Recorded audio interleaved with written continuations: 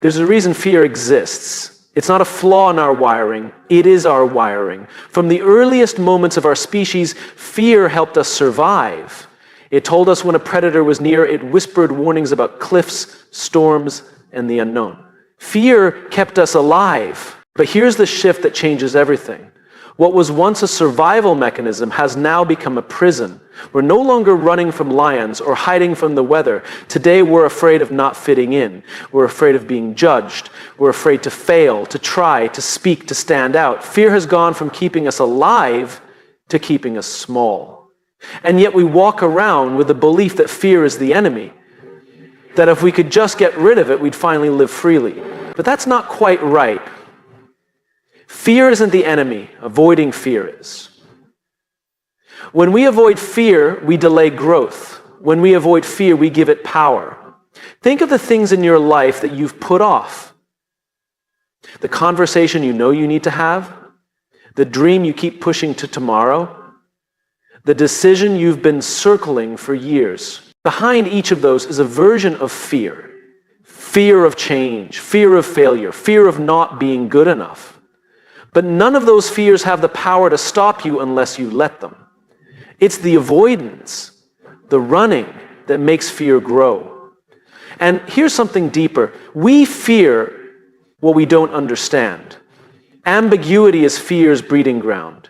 The less we know, the more space fear has to fill the gaps with worst-case scenarios. That's why clarity is such a powerful antidote. When we clarify our values, our purpose, our next steps, fear begins to fade. It may not disappear, but it loses its grip.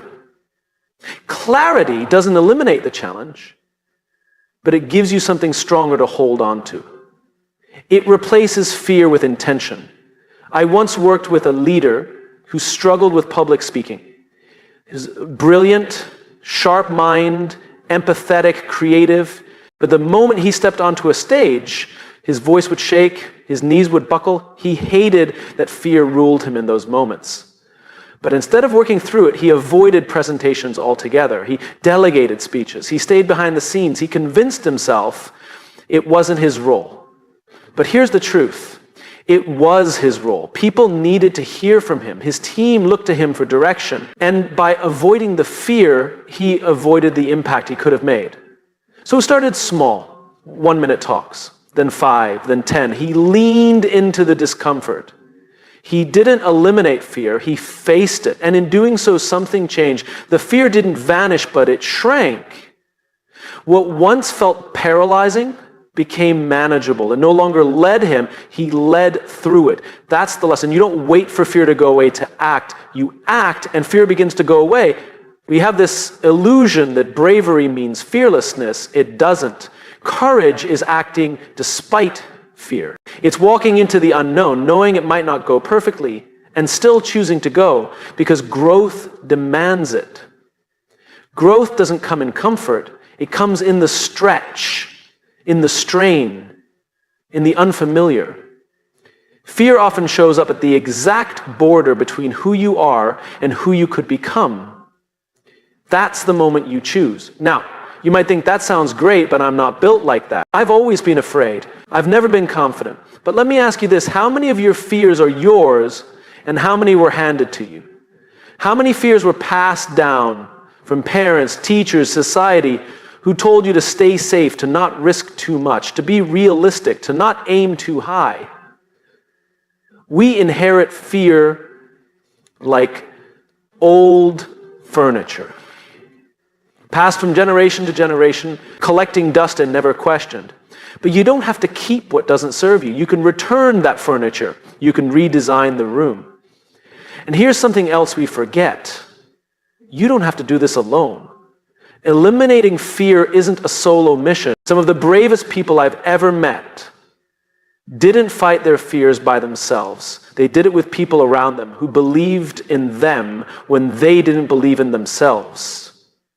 That's what support looks like. It's not about someone dragging you across the finish line. It's someone sitting next to you saying, you've got this. And if you fall, I'll still be here. Connection reduces fear. When we isolate, fear multiplies. When we connect, it shrinks. That's why leadership isn't about barking orders or projecting invincibility. It's about creating spaces where people feel safe enough to try, to speak, to fail, to grow. It's about building trust that turns fear into fuel.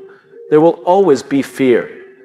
The goal isn't to eliminate it from existence. The goal is to no longer be ruled by it, to feel fear and move forward anyway. To shift from asking, what if it all goes wrong, to what if this is exactly what I need?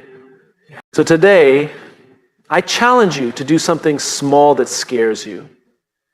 A conversation you've been avoiding, a risk you've been putting off, a dream that keeps nagging you because it knows you were meant for more. Start small, but start. Because every time you choose to face fear, you shrink its power. Every time you act despite fear, you grow into more of who you're meant to be. Fear will knock on your door often, but it doesn't have to live in your house. You get to decide who stays. And the more you choose courage, the less space fear has to take root. So the question isn't, how do I eliminate fear forever? The question is, how long am I willing to let fear be in charge of my life? Because the life you want, the purpose, the impact, the legacy, it's all waiting for you just on the other side of fear. Fear thrives in the unknown. It feeds off uncertainty. When we don't know what's ahead, our mind fills in the blanks. And it usually doesn't do it with optimism. We imagine the worst case scenario. We picture failure, rejection, embarrassment. We don't see the mountain as something we can climb. We see it as something that will bury us. And so we freeze. That's how fear works. It multiplies in silence. It grows in confusion. And the moment we feel lost, it swoops in and starts whispering all the reasons we shouldn't move forward. But what if the problem isn't the fear itself? What if the real issue is the lack of clarity? Well, because when we know who we are, when we understand where we're going and why, fear loses its edge. It may still be there, but it doesn't control us. It doesn't define our decisions. Clarity doesn't eliminate the difficulty of the road ahead, but it gives us a reason to take the next step. Think of a time in your life when you felt totally overwhelmed. Maybe you were facing a big decision, whether leave a job, start something new, speak your truth in a relationship. Chances are what made it most terrifying wasn't the decision itself, but the fog surrounding it. You didn't know what would happen. You didn't know what it would cost. You didn't know how others would react.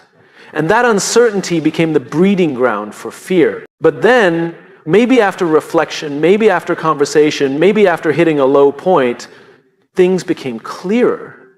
You started to see why this decision mattered. You realized what was at stake if you didn't act. You got a glimpse of what was possible on the other side of discomfort. And suddenly, even though the fear didn't vanish, something inside you felt stronger than it.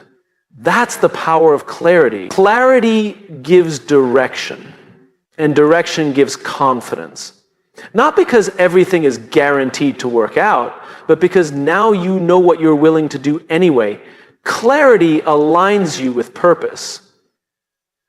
And when you're anchored in purpose, fear becomes noise. I remember talking to a young entrepreneur once. He had this brilliant idea, a product that could truly impact people, but he was stuck. He had funding lined up, a prototype built, even a small community waiting to buy, and yet he couldn't move. Every day he found new reasons to delay, more research to do, more competitors to study, more planning. Eventually I asked him, what are you really afraid of? And he said, I'm afraid I'm not ready. I'm afraid people think I'm a fraud. So I asked a different question. Why did you start this in the first place? He paused, then told me about his younger sister, how she struggled with the exact problem this product was built to solve, how he watched her lose confidence, how he wished something like this had existed back then. In that moment, I saw something shift in him. He wasn't just building a business anymore. He was fighting for someone he cared about. He had clarity. And when you have clarity, fear doesn't disappear, but it becomes smaller than your mission. We're not afraid of action. We're afraid of taking the wrong action. And the best way to move past that fear is to pause and get clear. What do you value? What are you willing to stand for? What kind of life are you trying to build? These questions don't have to be answered overnight, but the more you sit with them, the more power you reclaim. Because clarity doesn't mean knowing every step. It means knowing why you're stepping at all. We often assume we need confidence to act, but it's the opposite. We act, and then we gain confidence. And we act with much more courage when we're clear.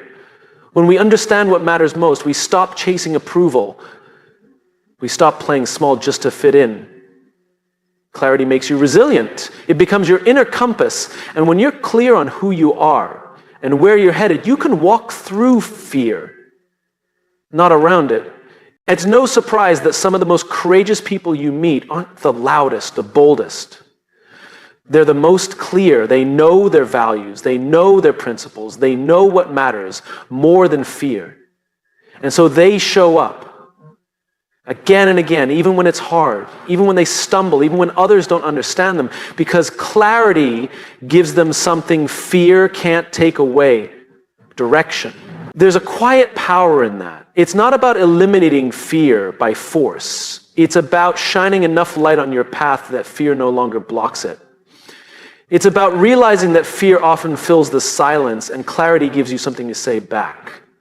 Ask anyone who has built something meaningful, a movement, a company, a legacy, and they'll tell you there were moments of fear, but they'll also tell you they kept going because the why was louder than the doubt. Clarity became their shield. We waste so much time trying to feel fearless. What we should really focus on is feeling clear. Because when your vision is focused, your energy is directed. And when your energy is directed, you stop spinning, you start building, creating, leading, living. If you're facing fear right now, don't just ask, how do I get rid of this feeling? Ask, what don't I understand yet? What am I still unclear about? And once you know the answer, take one small step forward, even if it's just writing it down, calling someone you trust, or making a tiny move toward the future you want. That's how clarity grows, through action. The world needs more people who are clear, not just confident, because clarity leads to courage, and courage, not fearlessness, is what builds a life that matters.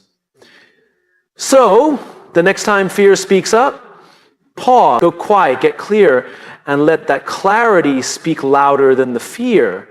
Because clarity isn't just a tool, it's the beginning of freedom. Fear is a strange thing. It feels huge when we think about it, yet strangely small once we confront it. That's the paradox. It's rarely the fear itself that holds us back, it's the avoidance of it. Fear left unchallenged grows in our minds. It exaggerates, distorts, and takes control. But the moment we face it, the illusion starts to fall apart. Most people think you need to wait until you're no longer afraid before you take action. That one day you'll wake up with enough confidence, enough strength, enough certainty to make the leap. But that day rarely comes. Because fear doesn't go away by waiting, it shrinks when we face it. And only then. There's a story I'll never forget. A friend of mine had dreamed of running a marathon for over a decade. He trained in spurts, read all the right books, bought the shoes, followed the plans. But every time the race clock approached, he'd find a reason to delay. An injury, a busy work schedule, not the right time. In reality, he was afraid. Not of running, but of failing, of not finishing, of looking weak. And so he stayed in the loop of preparation, always getting ready, never actually starting. Then one day something changed. His daughter, 6 years old at the time, asked him, "Dad, when are you going to run your race?" Not if, but when. And in her mind, it was a given. She believed in him without hesitation. That question hit him. He realized he was trying to be fearless instead of being courageous. So he signed up the next day. He ran it. It wasn't perfect. He didn't break any records. But he finished, and when he crossed the line, he cried. Not because of the pain or the distance, but because he realized the fear that haunted him for years was never as powerful as he had made it out to be. He just needed to face it. This is what fear does. It builds up in the waiting. We build whole narratives around why we can't do something, but when we finally show up, take that first step, make that first move, something shifts. We realize we're not as fragile as we thought. We're not as alone as we feared. And we're far more capable than we imagine. Courage is not the absence of fear. It's the willingness to act in spite of it. Every act of courage is born from the presence of fear. Otherwise, it wouldn't be courage. And the thing is, courage doesn't show up in giant leaps. It's not always heroic or loud. Most of the time, it's quiet. It's a decision made in silence.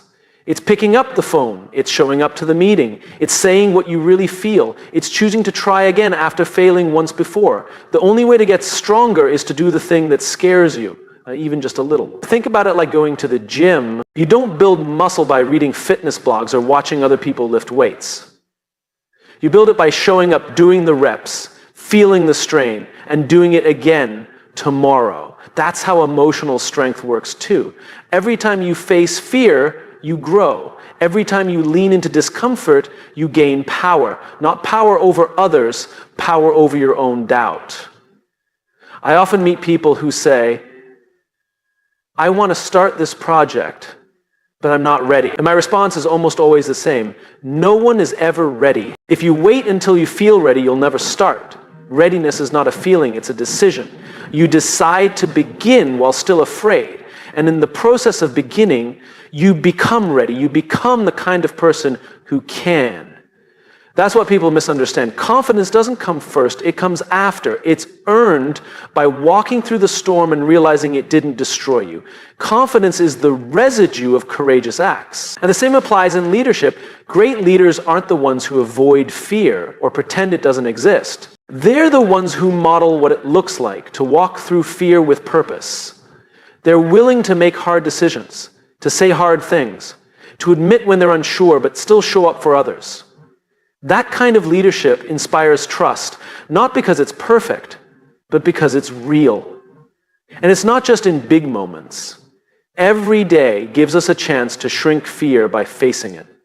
Maybe it's asking for help. Maybe it's telling someone how much they mean to you. Maybe it's applying for a job you think you're not qualified for. Maybe it's being honest with yourself for the first time in years. Whatever it is, when you do the thing you fear, you strip it of its power. And the beautiful part, it creates a ripple. When someone sees you do something brave, especially something that scared you, it gives them permission to do the same. Courage is contagious. You never know who's watching. You never know whose fear you're helping shrink by choosing to face your own. Fear isn't something you eliminate once and for all. It's something you manage. You dance with it, you learn its patterns, and then you decide again and again not to let it drive. You don't need to defeat fear, you just need to step past it. One step, one conversation, one choice at a time. And slowly the grip loosens. The difference between the life we have and the life we want is often one difficult step. One moment where we face the thing we've avoided. When we finally stop negotiating with fear and start walking through it. So the next time fear shows up, don't wait for it to leave. Don't give it more space than it deserves. Look it in the eye. Do the thing anyway. Because you'll find that most of the time, fear wasn't the mountain, it was the shadow.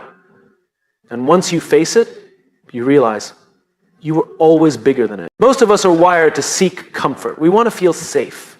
We want things to be predictable. We want to know what's coming next. And that's human. It's not weakness, it's survival. Our brains are built to protect us from danger, to avoid risk, to keep us out of pain. But here's the hard truth. The life you dream of, the life filled with meaning, impact, and growth, does not live in your comfort zone. We like the idea of growth, we like the results of growth, but the process of growth, that part's messy, it's uncomfortable, it's full of doubt, awkwardness, and failure. And most of us aren't afraid of growth, we're afraid of what we'll have to feel on the way there.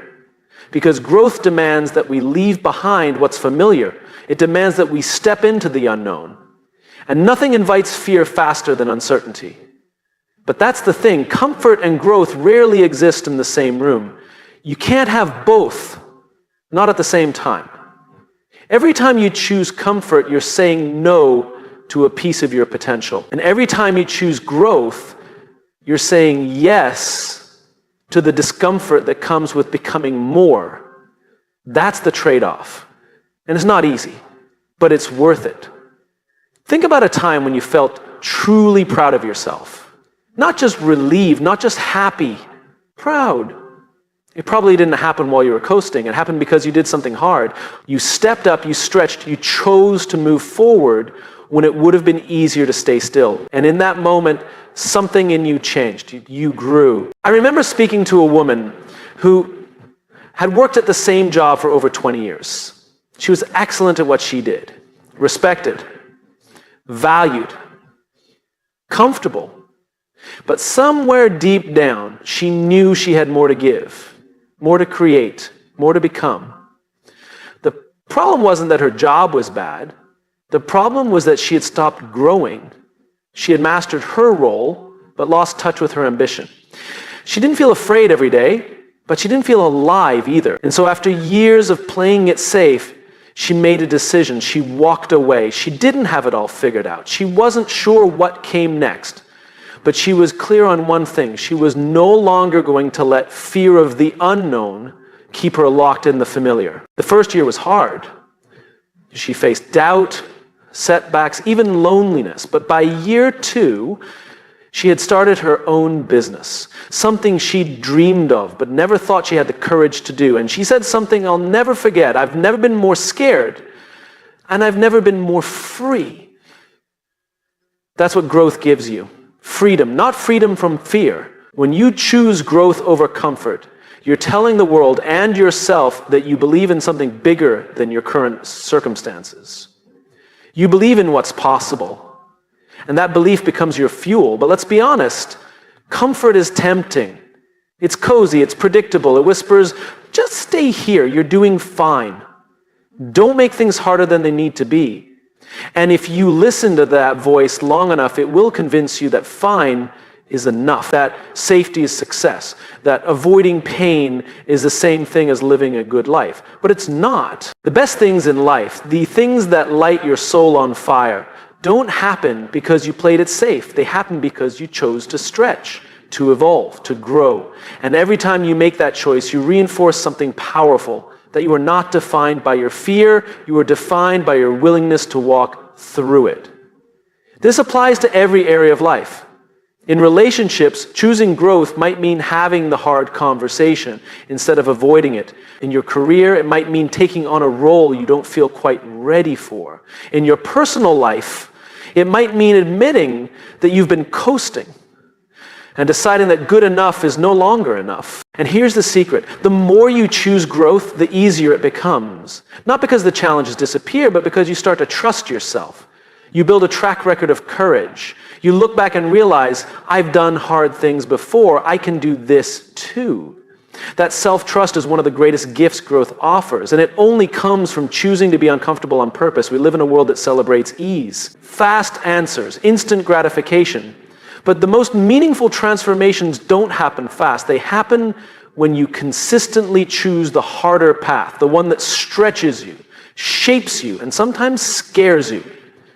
They happen when you stop asking what's the easiest way and start asking what's the way that helps me grow. Growth isn't always exciting. Sometimes it's painful. Sometimes it's lonely. Sometimes it means letting go of what you thought you needed. But it always leads somewhere better, somewhere fuller, somewhere truer. The world doesn't need more people chasing comfort. It needs more people willing to grow. Even when it's hard. Even when it's slow. Even when it doesn't guarantee immediate reward. Because that's where leadership begins. That's where transformation happens. And that's where fear starts to lose its power. You don't have to make massive changes overnight. Just start by noticing where you've been choosing comfort over growth. Then pick one place, one moment, one decision, and choose differently. Choose the path that challenges you, that humbles you, that teaches you something new. Because when you do, you'll find something remarkable. Fear begins to shrink. Not because it's gone, but because you've outgrown it. And that is the path to becoming the person you were always meant to be. There's something paralyzing about fear. It has a way of making us feel small, helpless, like passengers in our own lives. We feel stuck, trapped. And the worst part is, the longer we sit in that space, the more powerless we begin to feel. Like no matter what we do, nothing will change. Like life is happening to us, not because of us. And that's a dangerous mindset, because it convinces us to give up before we even try. But here's the truth most people forget.